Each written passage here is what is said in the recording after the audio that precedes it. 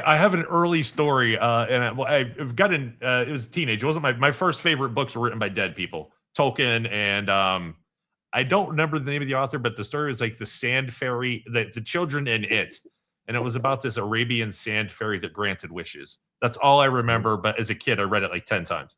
My book like that was more science fiction tales that Tom Monthly-Alone wrote. So there you go. And as I got a little older, I got into a gentleman named Stephen Bruce. He writes fantasy, which is not my typical genre. And I loved it so much that after reading 5 of his books, I decided, like, on my birthday, I'm going to give him a call. His number was in the phone book along with his street address. I called him and he said, "Hey, that's really weird, but hey, happy birthday. Thank you for calling me." A year later, I'm in Minneapolis, where he was based out of, and I call him again. I'm like, "Hey, I'm in town." He goes, "If you buy me dinner, we can meet." And I'm like, "I'm 18. I can't buy you dinner." He's like, just come over. So I got to sit in his living room and talk with him for like 2 hours before a baseball game came on, and he kicked me out. I'm like, I got to meet my hero. And he gave me inside scoop and how much he hated Piers Anthony's characters and just like little stuff like that. Oh, come on. Let's hate Piers Anthony because he's Piers Anthony, not because of his punful characters. I read most of his books, and then I stopped reading, and then I found out he wrote a book about a girl's panties, like in Xanth or something. Like, you went too far. Yeah, The Color of Her Panties is the name of the book. Like, all his books were so formulaic and cookie cutter, but as a kid, they were perfect. That's why I like Ogre and the Xanth books. That's where I started. I think it was Ogre. Yeah, and then I read his space series. He had a couple good stuff, and he should have stopped a lot sooner than he did. Yeah, he should have stopped doing bad things to women a long time ago too. But that's what it is. And taking in children that run away and run to his house, like he telling the story like he's the hero. I'm like, dude, you should have called the cops immediately. What's wrong with you? He's broke. The fantasy books that came out in the 80s were an odd lot. You had like the Thomas Covenant books that all came out all at once with those brilliant covers and those brilliant titles and those awful words in between the covers, because those books suck. Okay, they just are horrible. But Lord Fowl's Bane, how could that not be the coolest name for a book ever?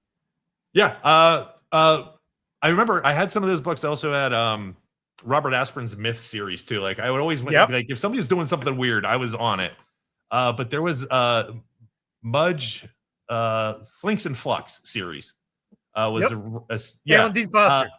I actually emailed him, and before I had a show, I don't think he would do it now, but like, he was responsive. I'm like, your series about the Spell Singer would be a great Xbox game to use those stupid controllers we all bought that are shaped like guitars.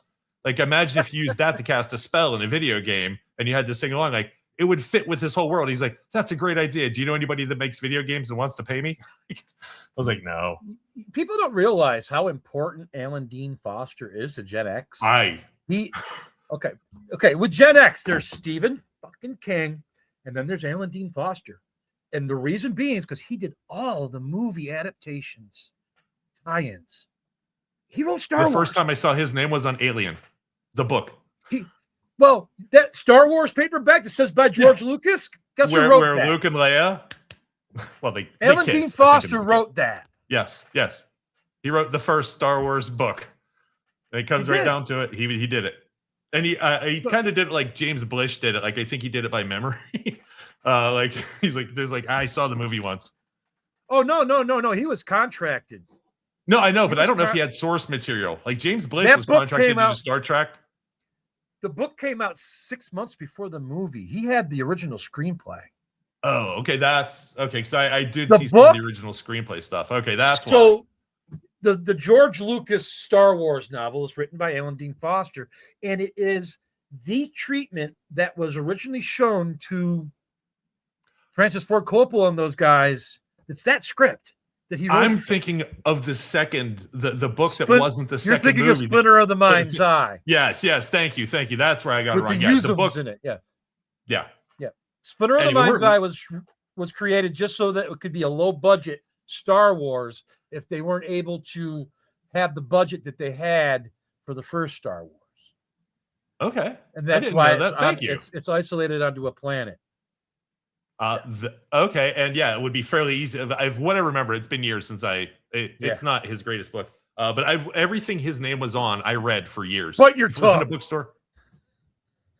That What? book's great. That book? Splinter of the Mind's Eye is wonderful, man. Is it? I will take your word. You know what? You're the guest. I will say it's absolutely a great book. I will do it. I'm told. I'm still not going to reread it. I had a question. I want to get back to you. Like, there's a million great authors out there. We're going to talk about one other one that you always, I'm sure, have to talk about. But before I do that, when I was 9 years old, I wrote my first story, and it was the greatest compliment I got about it was that I got accused of plagiarism. It was a story called The Mysterious Box. Do you remember the first story you wrote? Godzilla. Even if you didn't complete it. Oh, Godzilla. Tell me about your take on it. I didn't write an action scene and got yelled at for it. It's Godzilla. I did the build up to the fight and the after the fight. I got yelled at for it. My dad yelled at me. I might have yelled at you too, honestly, because that's there's some of the old movies I just skip to the action now. I was in 3rd grade. Okay. You could have. I think I was 5th, so I had a reason. I didn't finish mine either. I wrote about this kid finding a mysterious box and how cool it was and what was inside, and I'm like Pulp Fiction. You don't know what's in the box. It also had a that sentence in it. A triple that. And my dad grounded me for that. Literally. He made you the author you are today. You should. He did. Well, him and Edgar Rice Burroughs. Hey, Josh, you wanted to pop in before. I saw you pop up. Did you want to comment? I definitely want to get you in on this. No. Nothing important to say. Not that we needed 2 of us arguing with the guest, but I was going to say I enjoyed the first handful of Covenant books. The last couple there, I don't think needed to exist, but the first couple I really enjoyed, partially because he was such a hateable character. And He's awful. I liked rooting for the guy that I hated. And I don't know why. I don't usually like that sort of thing. But Thomas Covenant was such a piece of shit. And I wanted him to win the entire time. And so I love that about those books. Yeah. Nathaniel, did you read the Chronicles of Thomas Covenant?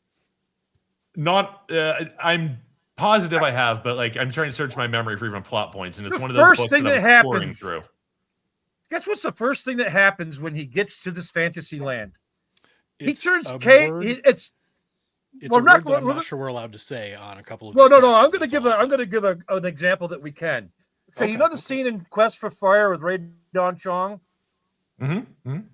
That happens. That's his first thing. Yep. First thing he does. Did they explain that he thinks he's in a dream and it's inconsequential and nothing's real? Yes, but it's real enough at that point that it doesn't matter. Like it's okay. There is no question. Then I did not read it. That he is a gigantic pile of shit. Like it leaves nothing to the imagination there. He is an asshole. He's such a bad person. He makes the lead character from Breaking Bad look like a Disney saint. Yeah. All right. Well, you've talked me into it. Yeah. I love rooting for the bad guy or for the guy, the person you're supposed to hate. I'm like, I don't know why. I want to see what happens. You're gonna love this book. Those books. Then, yeah, you'll love them. So, anyways, that's all I was jumping in for. Cool. That was my. Yeah, there you go. I do have, and it goes back to the same author that I mentioned before. There is a series of books. It's called the Demu Trilogy, written by James Blish. I actually dare people to read it. It is such a pile of shit trilogy of garbage sci-fi books of the man being just the man. I will save the day. Woman need help. You cling to my leg while I save day. Like that level of sci-fi horribleness. You speak like a man who hasn't read the Gore books. I have read some Gore books. I'm so sorry. I went through I need to get back to you. All young men go through a phase in life where they read a Gore book, and at that point they either take on the BDSM lifestyle or they don't, and they don't read any more books on Gore. That's pretty much how it works. I think, that makes sense. I read it and I was confused. I was a young reader. I was like, is that pleasurable? Is that no. To some. So I need to know, this is one thing I always want to ask authors, and it's important to me because I want to get back to you. Because we could talk all day, about other people, and I only have you right now. When you on the day, this is a question I'm always curious about. On the day you wrote that first book that you were going to finish and publish, what were you thinking the day before you wrote it? What was going through your head? What made you sit down the next day and do it? Good boy. Because there's all procrastination, like on other books that you were going to write or thought you should do. What happened that day or the day before that made you do it? My father died. I understand that more than you probably get. I turned my life around 2 weeks after my father died. Completely changed almost everything because I realized, and I don't know what you're going to say. I want to know if you can echo on this. I realized that I had not done anything in my life that made him proud. So I set out to do that. Let's back up, Nathaniel. You did. You just don't think you did. Okay. Well, no, I was being a pile of shit. No, I was thinking like on the sense where he's in the VFW with his friends, and there's like, my son, he went to Harvard, and my son did this, and my son's doing this. My dad, the only thing he had to say was, well, my son managed Subway for a year. Like that level of pride. I'm sure he's proud of me as his child, but I'm talking about the pride of like he did these things because I taught him, and I took everything he ever taught me, and I never used it to that point. All right, we have a similar experience then. My father adopted me when I was 6 months old. My mother's my biological mother. My dad that raised me, Jack, he adopted me when I was 6 months old. Okay. He was my light and shining, my guiding, shining light up until I became a teenager. And I got in an argument with my mother one day because she was giving my dog away. She was rehoming my dog. And I lost my shit. And she told me that my dad wasn't my dad. That I was adopted. Yeah. And then she started using him. From that day forward, she used him as a weapon against me. With the threats of, and wait till your father gets home, blah, blah, blah. So you can see that how can that compile on things. Mm-hmm. Yeah. And we had a tenuous relationship until I got married. When I got married at my wedding, my dad and I talked together. It was tearful, and we hugged each other and we forgave each other. So that was good. And from that day forward, we had a great relationship. I wish he'd been alive to see my fiction because he was an avid reader, and I call him my first editor. That, for example, that we talked about earlier. Yeah. So and knowing what you say about editors, I feel the love, like of calling he him gave your me first editor. My first Tarzan book, my first Frankenstein, my first Dracula, all came from him. I used to think it was my mother, but no, it was my father who nurtured my imagination. So, yeah, I miss him every day because of that. And I wish he was here physically to enjoy what I've been doing, but I know that the ethereal him is watching. Sure. And Good Boy came out of me not wanting to be sad over him dying anymore. I had already written most of a book that I thought was garbage, and I had trumped it. And when Dad died, I was standing in the reception line at the funeral trying to keep my mind off of him. And a few weeks beforehand on my podcast, we had interviewed the cast, the creators of a movie called Love in the Time of Monsters. And it featured zombie versions of small animals in it, particularly squirrels. And yeah, so I'm sitting in the line. And my dad hated zombie fiction. He couldn't stand it. He didn't understand it. But he loved dogs. So I was standing there, and I was like, man, it'd suck if you were a dog in a zombie apocalypse. You have to bite him in the head to kill him. What if you were a Jack Russell Terrier? Then you'd really be screwed. Wait. You have a lot of energy, though. What if the zombies were squirrels? And Good Boy was born. And then Good Boy's of zombie virus. It hits the world. It's a mutation of roundworms and rabies together. It kills humans. We're not zombies, but small animals, it will animate them as a vector. Dogs and cats and house pets that have had their rabies vaccinations are immune to it. So it's basically Watership Down with zombies. It's a family. Josh, did you just buy this book too? I may. This is a fucking amazing, dude. I'm sad that I picked, like, 'cause I only had time to read so much, and I picked the one you sent because it's an upcoming book. Yeah. And of everybody else, I picked that's that's amazing.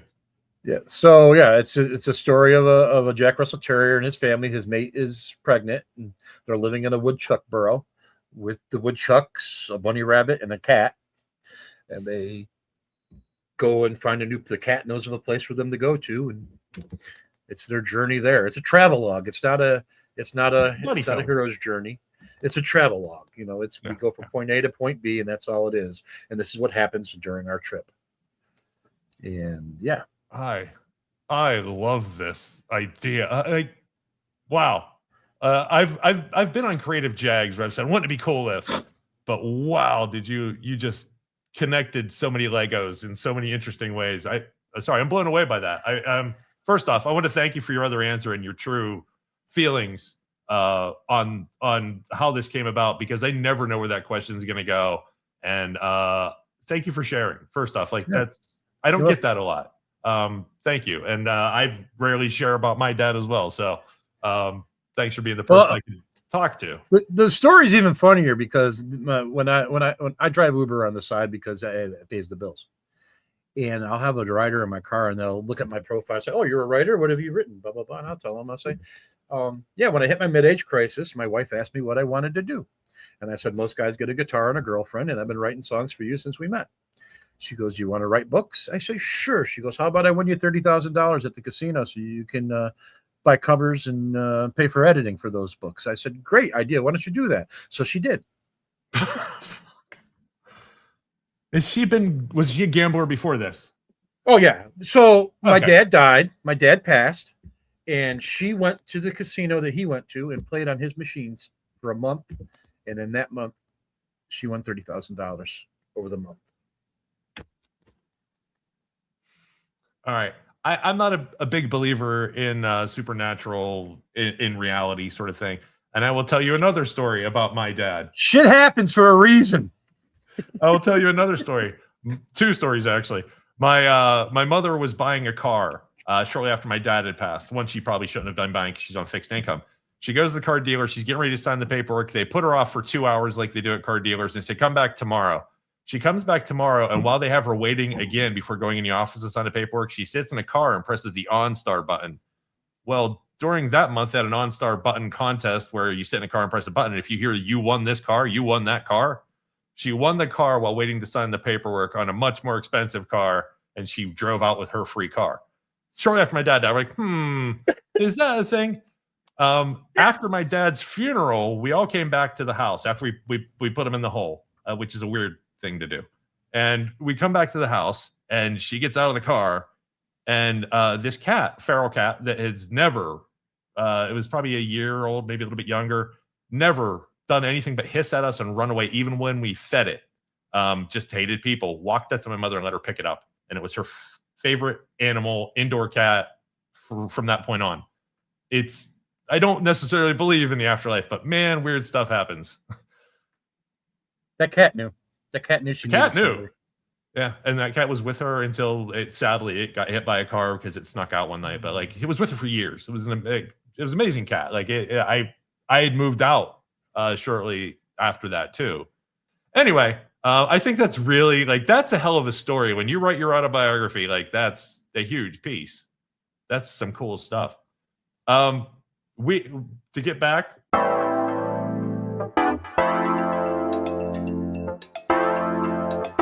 Have a great one. Thank you, everybody. Have a wonderful night. Be safe out there. Treat each other well.